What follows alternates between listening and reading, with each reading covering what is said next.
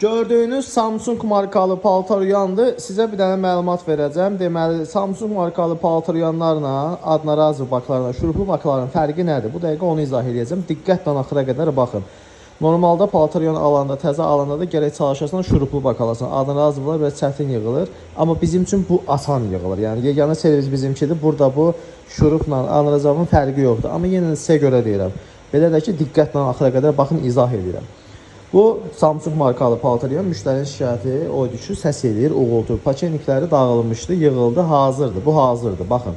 Bunlarda nədir? Bak sökülür, şurupla açılır, yığılır, öz içində işin. Amma adnarazı baklar isə şurupu yoxdur, kəsilib yığılmalıdır. Bunu çox qədim zamanlarda ustalar hələ də şurupla, kleylə tikir eləyirlər. Bizdə amma öz aparatı var. İndi göstərəcəm, diqqətlə baxın. Yəni bizdə necə yığılır, indi onu göstərirəm. Diqqətlə baxın, göstərirəm.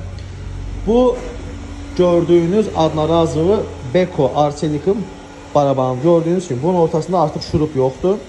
Hamı buradan kəsir və ya qabaqdan kəsir. Kleylə, şurupla bərkidirlər.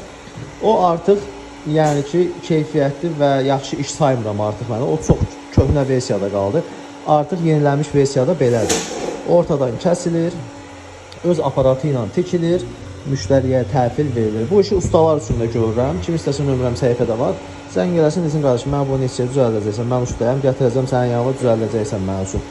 Bəli, bu işləri də görürük. Gördüyünüz kimi kəsilib yığılıb, artıq hazır vəziyyətdə.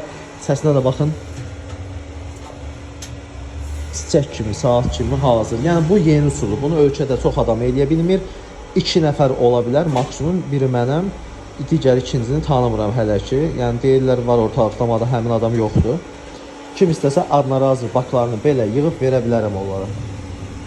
Müştərilər də istəsə yığarıq, çünki bu daha möhkəm, daha keyfiyyətli, daha düzgün işdir mənə görə.